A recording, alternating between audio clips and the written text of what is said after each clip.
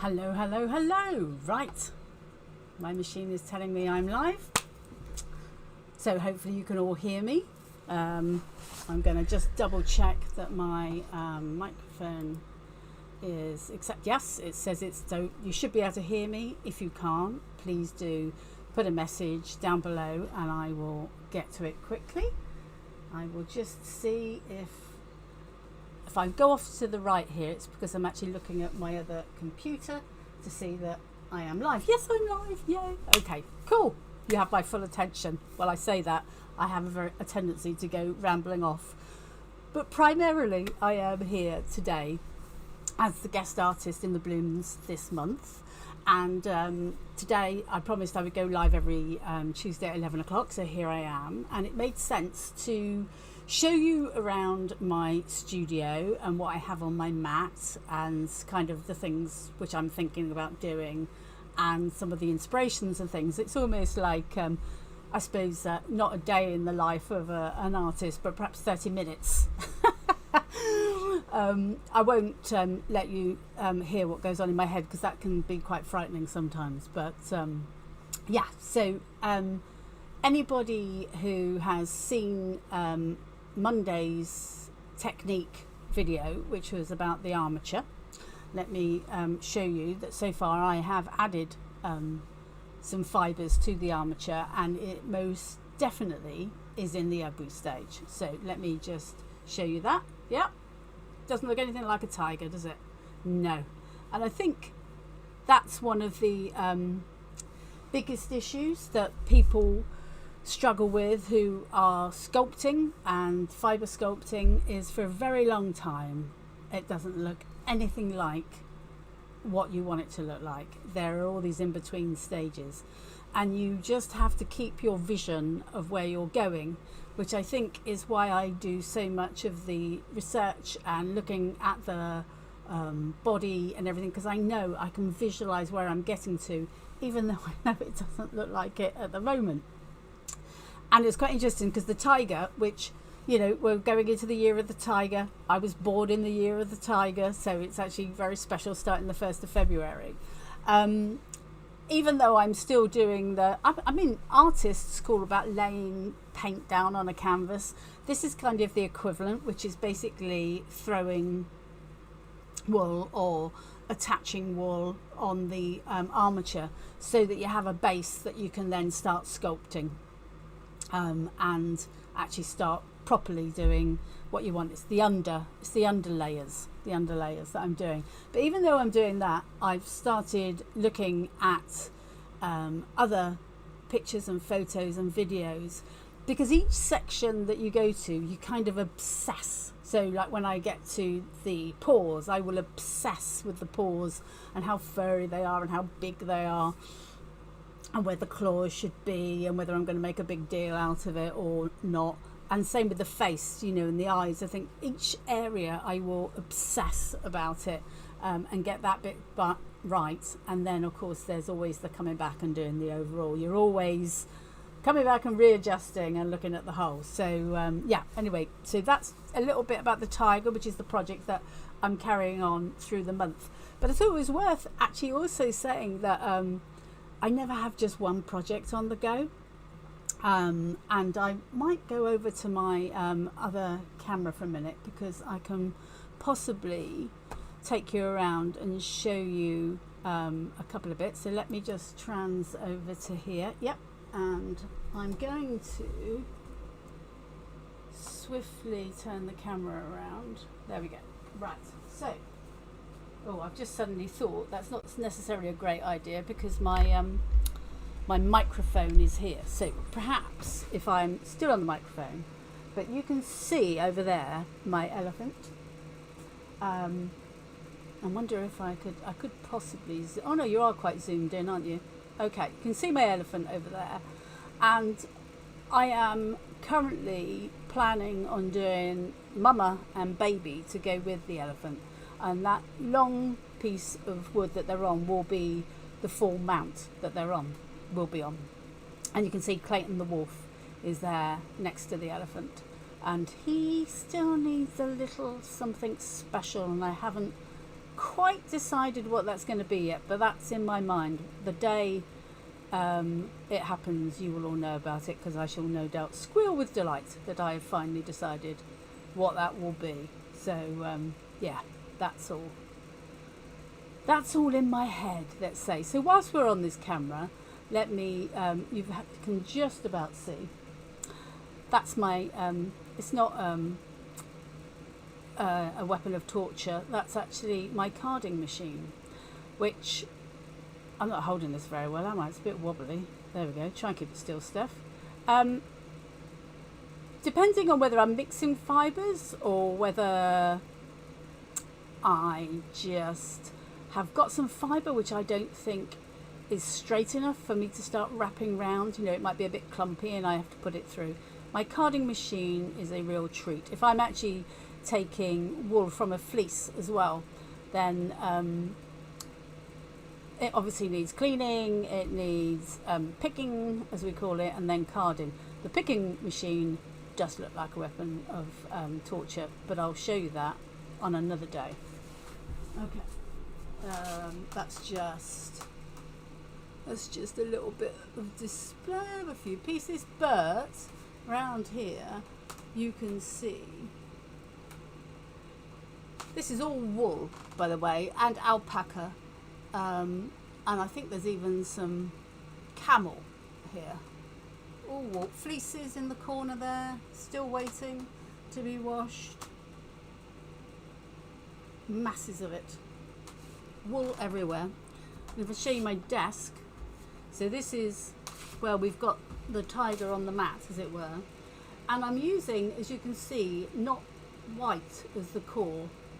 I'm using a yellow core, which basically I've bought, and I'm assuming it was wool, which is a bit clumpy, and they've dyed it because I've put this through my carding machine. It's basically cheap wool, but it's quite nice to have a colour in the centre, which you can bring out with a reverse needle, which is another technique I will talk about on another occasion.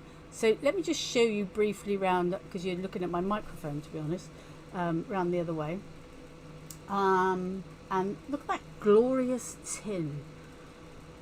Steve and I bought that when we were at a show at Milton Keynes, and I just think it's glorious, absolutely glorious, and I have no idea what I'm going to do with it. It's German, from the Schmidt stable, who used to do toys, so I have yet to translate the words which are on the lid, but we'll see. But as you can see, that's my kind of tool trolley, which may look a little bit like a hairdresser's trolley, because I have hair straighteners and curling tongs, etc., etc. in there, because I use those as well. But that's probably going too far to mention all those things today, all in one fell swoop. But anyway, so there we have. I'm going to bring us back. Bom, bom, bom. Now, I'll bring us back by bringing you back to me. There we go, I'm back. Whew, that was a bit, I'm not quite sure how useful that was, or whether it was a bit, whoa, going too fast type thing. So anyway, so that's my studio, which I have my various, well, wool everywhere really, and inspirations. But I was saying to you that I don't just have one project in my head, and obviously I'm thinking about doing the elephants, and well, I will be doing the elephants, but I'm thinking about how I'm actually going to be doing the medium and the baby one, and how that will look. But an animal I've had in my head for a while, and I think I showed you the armature on another live, is the pangolin, who actually is very endangered. So I would really love to help show the plight of that. I've just realised that my heater's on. I'm going to turn my heater off. Okay, there we go. I'm not sure if that was distracting or not, but there you go. So actually, I'm not sure whether anybody is able to comment, because I'm looking at the blooms. Oh, no, Steve's, yes, fantastic. Steve has commented, tidier than normal. Yeah, you're right. The studio is tidier than normal because, as you well know, I did tidy it up a little bit the other day. Now, I know that some people hate a scruffy desk and it just, it wouldn't work for them. But I have always worked in what I consider to be organised chaos. I'm not going to lie and say I know where everything is, because I don't. But I've got a pretty good idea of where everything is. I suppose that's probably the most accurate way. So anyway, so talking, once again, I told you I get distracted really easily. One of the projects that I am doing, as well as the pangolin, and I'm going to do a red panda. So let me show you. That's obviously not the cutest picture. There are some really cute pictures of pandas. Now, the bonus that we have is just up the road in Burford. Is it the Cotswold? I think it's, oh, my heater's just come on again, excuse me. And she's back. In the Cotswold Animal Park, anyway, Wildlife Park in Burford, just up the road, they have red pandas. And so I've got an advantage actually going to see them and how they move. I say how they move, they sleep a lot. So the really interesting thing is that red pandas were discovered before the giant panda. And in fact, they're not related at all, which is interesting that they've both been called pandas for that. But there are two main types. One which is from the Himalayas, which I love the idea of the Himalayas. I don't know why I have a kind of romanticized version in my head of the Himalayas. And China, and is it Bhutan? Not very good with geography, not very good with pronunciations either. But anyway, there's a strip. And I know conservationists are trying to join up this sort of strip of forest, because at the moment it's quite separate and they don't really join. But anyway, there's a difference between the two types of pandas. The Chinese pandas have the really red markings, and the Himalayan ones have a lot more white on the face. But looking at it, it's the female which has a lot more white than the male. So I'm torn between my kind of love of the Himalayas. But one thing that I did think was they do eat a lot of bamboo. But they also eat flowers, and one of the things that region is really famous for is for beautiful rhododendrons. So I was just kind of thinking, ooh, I could include rhododendrons in it. That's where my head is. You know, once again, I start off with these ideas, and then, like anything, you have to sort of like go down a funnel to really find out a lot about it, to find out whether you really can do that or not. But I will be doing the armature of the panda very soon, maybe even today, because like I say, I have lots of projects on the go at the same time, and I really do, like, I will do a part of the tiger, and I'll get to a point where I think I just want to do something else. And it's not because you're bored with it, but you just feel like you've given everything to that project for that moment. And some days you can go for hours, and other days you're just like, the inspiration.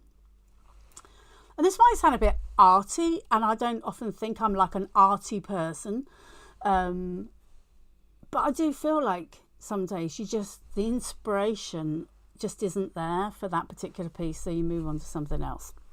Something else I was going to say about the red pandas, which, you know, as I say, I get a little bit obsessed about these things, are the paws. No jokes, please, Steve, about pauses. Right, let's have a look. Can you see those? They have fluffy feet on their fluffy bottoms of their paws, and they also have a false thumb. So it looks like they have 6 toes, but they don't. They have, I think, oh, can I point there? It's like a false thumb. Helps them actually like hang on to trees and things. So that's oh yeah, here we go. This will show you, I think. Look at the different types of faces. So these are like the Chinese, and these are the Himalayan, and that's the female with more white. So the male red panda still has quite a bit of red, doesn't it? So I might end up going for the male red Himalayan panda. Yeah, these aren't my drawings, by the way. I found them on the internet, freely available. I'm not stealing anybody else's work. But yeah, the pangolin, if you don't know what it is, it's kind of, it looks like an anteater. No, I've put the armature away. It looks like a kind of anteater shape, and it has scales. And unfortunately, the reason why it is the most trafficked animal is because of those scales. And the scales are made of keratin, and Chinese medicine uses it. Medicine, it's you know, let's go to the plant, shall we, for medicine? That's all I'm saying. So yeah, and there's many different types as there are, and pangolin in, I can't remember which language, but in a language, pangolin means one that is curled up, because that's what they do, they curl up, you know, with their scales, you can imagine. So some of them are tree hanging, so they have really long tails to hang from trees, and others, and they run and they get up on their hind legs, and they're just gorgeous little creatures. I think on my Instagram feed a bit further down there's a picture of a little baby one, and I think he's almost green, his scales. So I think I'm going to have quite a lot of fun deciding how my pangolin's going to look. Yeah, I've got some great ideas, but obviously at the moment I'm also considering everything to go on my tiger. Now, if anybody who knows me, they'll know that I go on and on about my little notepad, which is called Remarkable, which I'm just looking to see. I've written some notes to make sure I've mentioned everything that I was going to. That pangolin, oh, hummingbird. So yeah, I did a fabulous hummingbird for a friend, and the lovely story behind it was my friend wanted me to do this hummingbird for her friend, and it was in memory of her friend's friend. Okay, so we got the friend for the friend of the friend who'd passed away. Now I knew all three of them, which was lovely. So I really, really enjoyed that project. Now I'll show you that when I do something, I make a couple of different versions of the armature stage, and this is sort of like the reject stage that I did of the hummingbird. So I'm just using this to sort of demonstrate something to the reason why I did it an extremely long was because I was trying to figure out how this particular hummingbird that I did was going to actually be eating out of a flower, and then therefore would be suspended. I won't bore you with the detail of what I ended up doing, but anyway, there's this wonderful hummingbird. I'm trying to remember the name of it now. The racket-tailed, white-booted hummingbird, and basically has fluffy trousers round his feet, and he has this really long tail, can't see, really long tail, and this little racket, and they're kind of green, mainly in colour, but they have this really luminous area. And I've had a picture of these hummingbirds on my computer for a while, and I've been a little bit obsessed with it. So I really feel like I want to do these two. Now the female hummingbird doesn't have the long tail. It's always the way, isn't it? What is it with the females in the bird kingdom? Perhaps they're just, you know, not showing off. Let's just say that. And you think, well, should I do two or whatever? But then I haven't been able to find out enough about the hummingbirds to know whether the male and the female do a little dance, because I have finches. I have zebra finches and community finches and silver-billed finches, and they do fabulous little dances when a mate. I just love it. I mean, it feels a little bit voyeuristic, but it's just hilarious, the little dance that the male does, and then the female usually goes no, and it takes a while. So I wonder with hummingbirds whether we get that, which would be quite nice to sort of visualize a dance or something. Because like with my hares, you know, that's a male and a female, but that's where the female's gone back off, so which isn't quite so romantic. So perhaps I'd like a bit more of a romantic notion when it comes to the hummingbird, which would be, yeah, good. Now, what else did I have on my little list that I suddenly saw and I thought I've forgotten? Oh, just about fibres. I know I've mentioned a lot about different fibres that I use. And like on this occasion, I said I wasn't sure for the tiger whether I was going to be using wool or whether I was going to be using the recycled plastic, because I really love the idea of the recycled plastic fibres, which look just like, in fact, I'm going to dash over there a sec because that's where they are. I say dash, I'm not dashing really. Now, oh, let me show you. It's not very good, is it, wandering off? Okay. So, it's worth saying that this is how the plastic fibres come. And they're fabulous, but they're quite squeaky.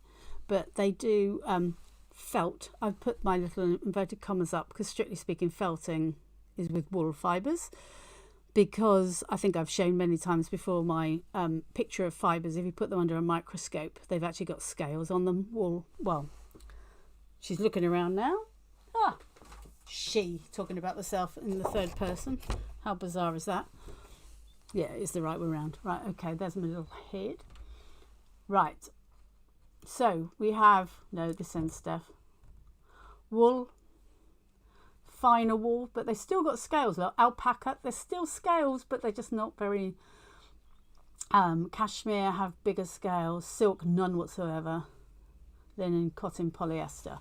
So I haven't got a microscope, which might surprise you because I seem to have everything else. I haven't put these under a microscope, so I don't know. But they felt. They absolutely, felting is where you're compressing the fibres and they literally lock together, and it's those scales which lock them together. And when I used my needle and I felt them, they locked together because my sea turtle was as hard as a hard thing on National Hard Day. So anyway, I had to decide whether I was going to use these. But to use them to wrap around an armature, into the degree of the tiger where you need to do quite so much of it, I have to card them so that they're nice and long, which is fine because I'm able to do that. But it's just they go hard too quickly, and I explained that when I'm doing this one, because he's going to be crouching down drinking water, so at the moment I'm producing him in his standing up position, but I need to keep these soft. See, so they're quite all soft at the moment. They've got a big fluffy bottom, because then I'm going to bend him into his position and his muscles are going to move, and that's when I'm going to make him hard. And I think if I used these fibres at the start, it'd have gone too hard too quick, and I'll say no more about that. Now I've just thought, very exciting moment for me is, oh, I've got some, sorry, just a second, I've got some comments. What is the medicine for? Oh, pangolin is a Malaysian word, thank you. Oh, hi Claire. Hi Castle Evans. The medicine, yeah, what the pangolins and the medicine, I have no idea. Chinese medicine, I mean, Chinese medicine often, they have one thing which they put in lots of different forms. They have their jars of all the individual things, and depending on what ailment someone has, they mix them all together. So I'm assuming it's many things. That's my limited knowledge of Chinese medicine. Okay, so yeah, that's the answer to that. Oh, and Steve says pangolin is a Malaysian word. Thank you. It's Malaysian for one that curls up, which is lovely. So, and I've said hello, Claire. So, yeah, one thing which arrived. So one of the processes that I go through when I'm creating my sculptures is the mount. And I love to use driftwood. Okay, so which is found from the beach. Now, they're not always pieces that I've been down to a beach and found, because I don't live near a beach. But what I do, there are many people on eBay who live near beaches and they collect them and sell them. So I scan continually, and especially when I have a project like I know about, like my tiger, who's going to be leaning down into a pool. So I saw this piece on eBay and thought, oh, I think that's going to be perfect. And it arrived yesterday, so let me share that with you. Okay. Let me put it up that way. So, can you see my vision, which is my tiger will be crouching down and then head bending down into where the water will be. Okay, and we're hopefully going to be doing something very special with the water. But that has to be experimented on, and we'll be coming to that. But that's like a really important part to me. It's like the elephant that you can see over there when I found that really long piece of wood. And immediately I was like, family of elephants. So I need to do mama and baby. Clayton, my Wharf, I've already found a piece for that. And it's that point where you go, yes, found it. That creates, there's always a piece of wood that is perfect, which has landed on a beach. So once again, a bit of recycling. Love a bit of recycling. Let's have another look. Okay, so yeah, where was I before I suddenly went off on a tangent about my? So I'm looking down at my little remarkable in case I've got anything else that, because I don't want to blurt it all out in one go. I'm going to come live again next Tuesday at 11 o'clock again, and talk some more about the tiger and anything else that has come up.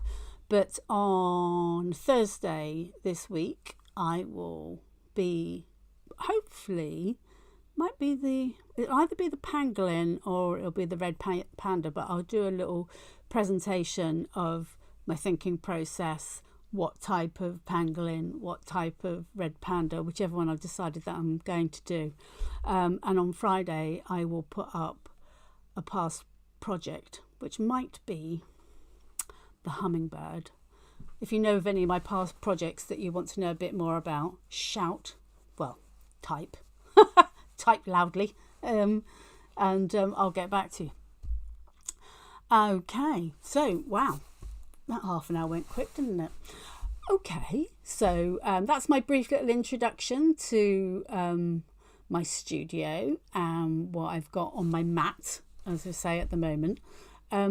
If you've got any questions, if you're looking through this again or on replay, if you've got any questions, put them below.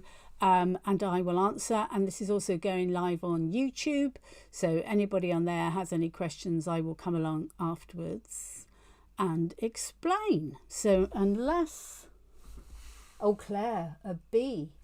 Well, funny you should say that, Claire, because I've been thinking about a bee, because I previously did a bee, and it was quite tiny, not obviously life size, because that would have been minuscule, and I don't do things that small. But I did a little bee on a flower, and it was, gosh, it might have been in my first year of needle felting, and somebody bought it and it is no longer with me. But I was thinking the other day how I could actually do a big version of a bee, but I haven't got any further with it. So that's mulling these things sometimes, because another project which is mulling in my mind, which I think I'm going to try and get ready for our show in September at the Contemporary Art Fair in Sandown Park. We've got one in March, but we've got one in September as well, is the Phoenix. I've had this project in my mind for a very long time, and I now have a new technique for feathers, which I learnt through Sarafina, who I am a certified... Oh, I've got my certificate, guys. No, I've got to share that. Where is it?